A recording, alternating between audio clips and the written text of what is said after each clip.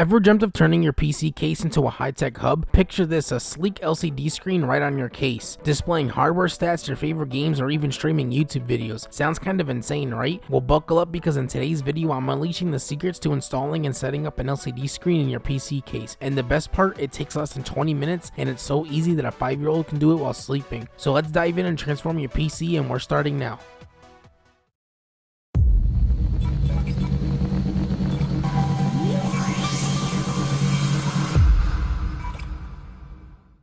Before diving into this LCD screen upgrade for your PC, you will need to snag two essential items, the LCD screen itself and some PC standoff screws. I will leave links to both in the description below. Depending on your setup, you may need to buy some thinner and longer cables because the LCD screen comes with these short, bulky cables by default. I will leave a link in the description below to both thinner and longer cables if you need to pick some up.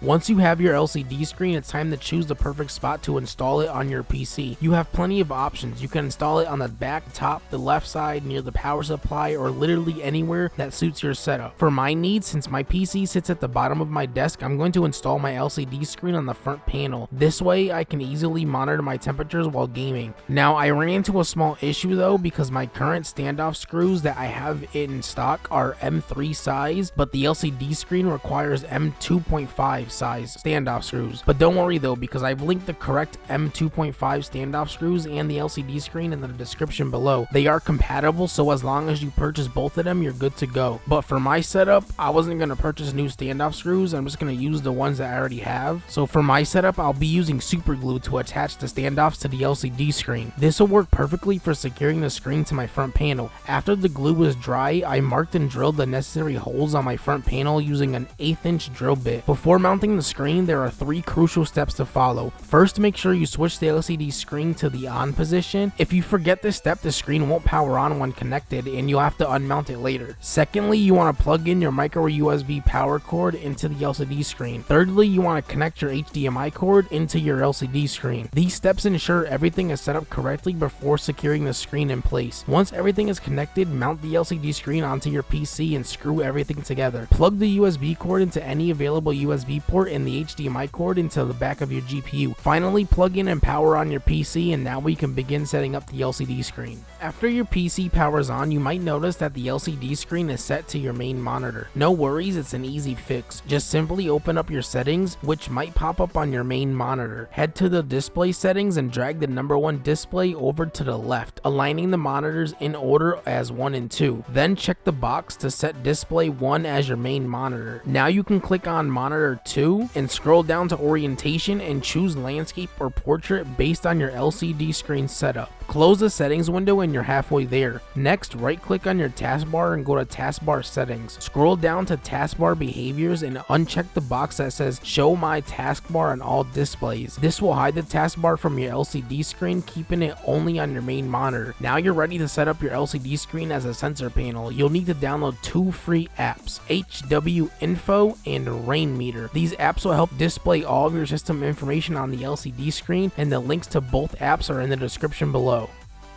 The first thing you want to do is open up HW Info. To find it, head to the bottom right corner of your screen and click on the little arrow to open your background applications menu. Right click on HW Info and select sensors. Once the sensors menu is open, start by renaming all your devices to shorter, more manageable names. For example, I renamed Ryzen 5 to CPU and GTX 1660 to GPU. I also renamed all my drives to SSD and HDD with their respective sizes accordingly. Trust me, this will make setting up your gauges a breeze later on. After you've renamed everything, go through each temperature you want to monitor, right click on it and select layout settings. Choose HW Info gadget and make sure both enable reporting to gadget and report value in gadget are checked. Repeat this for every temperature you want to display in your sensor panel.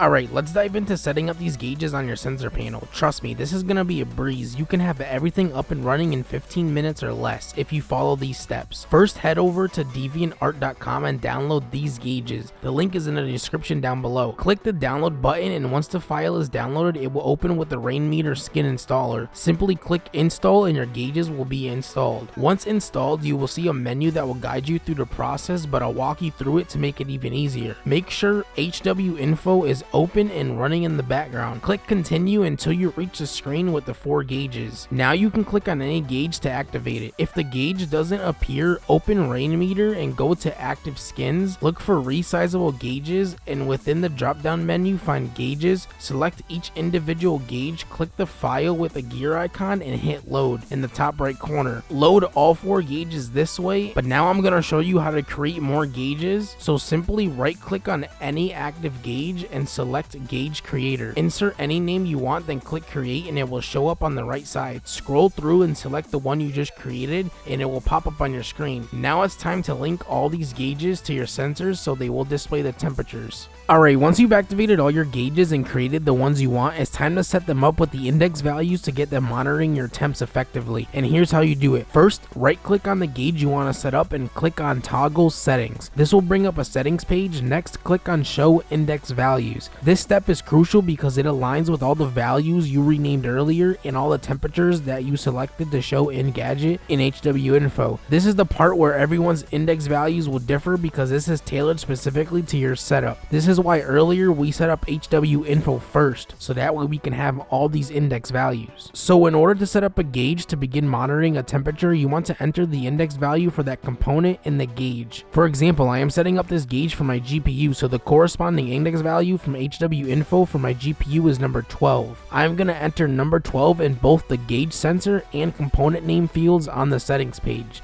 Now that sensor will start displaying the temperature of my GPU. Here's a pro tip, make sure you check this box because this will give you a more precise reading rather than just a whole number, because this will activate decimals. Another pro tip, if you right click on a gauge and select toggle list, a list pops up allowing you to monitor multiple sensors on one gauge. For instance, on my CPU gauge, I have all the individual cores listed alongside my CPU temperature. To set this up in the settings for that gauge, simply enter the name you want where it says insert sensor name and then input the index values for each temp you want to monitor on that gauge list. This is particularly useful for monitoring each core of your CPU simultaneously.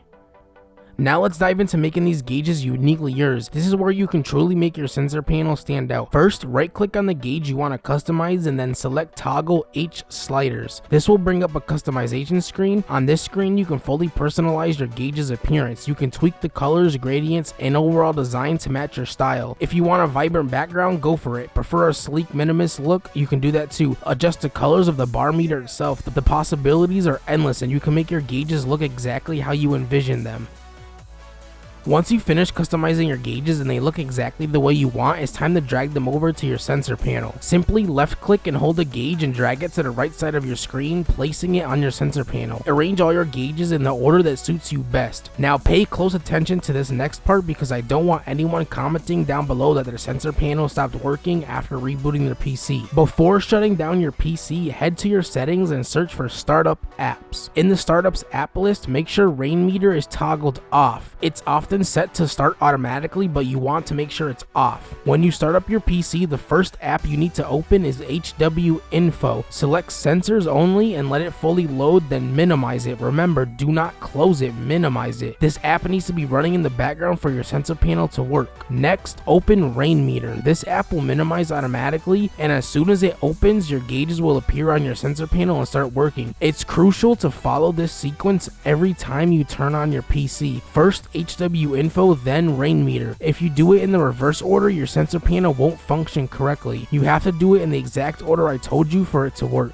One more time, first open HW Info, then secondly open Rainmeter. That's it, now you are done. Your sensor panel is now fully set up and operational. Smash that like button if you enjoyed this DIY tutorial. Let me tell you, this LCD screen is a game changer. With endless possibilities for customization, this will take your PC setup to a whole new level. Not only can you use it as a sensor panel, but you can also stream YouTube videos on it, and you can just literally do whatever you want and display whatever you want on this LCD screen. But can we talk about how ridiculously easy it was to install? Let me know in the comments down below how easy this was to install for you. Don't worry, make sure you subscribe and turn on post notifications because I am going to be having a video coming out soon of showing you how to install a custom frame around your sensor panel to make it blend in a lot better with your PC, so that way it doesn't stand out like a sore thumb. Don't forget to smash that like button if you enjoyed this video. If you want to see more crazy PC mods like this, then hit that subscribe button and turn on all post notifications so you never miss a video. Thank you so much for watching, and I'll see you in the next video. Peace out.